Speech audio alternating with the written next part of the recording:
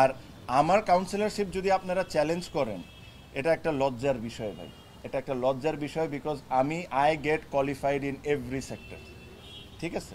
So আর এটা যদি challenge হয়, এটা যদি আমাকে ব্যান্ডও করে দেওয়া হয়, এটা কেন করে দেওয়া হচ্ছে এটা তো আপনারা সবাই বুঝবেন, প্রত্যেকটা মানুষ বাংলাদেশের বুঝবে যে কেন করা হচ্ছে।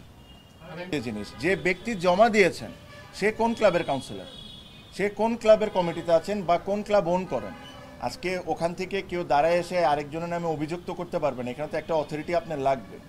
কাকে নমিনেশন দেওয়া হচ্ছে, কাউকে ছোট করছি না, সবাই ক্রিকেটার, ছোট হোক বড় হোক, সবাই ক্রিকেটার, সবাইকে আমি রেসপেক্ট করি, হ্যাঁ, বাট নিজের পছন্দের মতো সব কিছু করা হচ্ছে। এই জিনিসগুলো আপনারা ক্রিকেটের সাথে, আমার যতটা বয়স 18 বছর ক্রিকেটের সাথে এই মাঠে, আপনাদের মধ্যে এখানে আমার চেয়ে ডাবল বয়সী আছেন যারা এই মাঠে আসেন, সবাই আপনারা জানেন কি হচ্ছে না হচ্ছে। আমি একটা জিনিস বলবো, ক্লিয়ারলি একটা মেসেজ দিব, আমার পক্ষে হয়ে কারো কোনো কথা বলার দরকার নেই, সত্যির পক্ষ হয়ে কথা বলেন, যেটা রাইট ওটা নিয়ে কথা বলেন। আমার পক্ষে নেওয়ার দরকার নেই, অন্য কারো পক্ষে নেওয়ার দরকার নেই।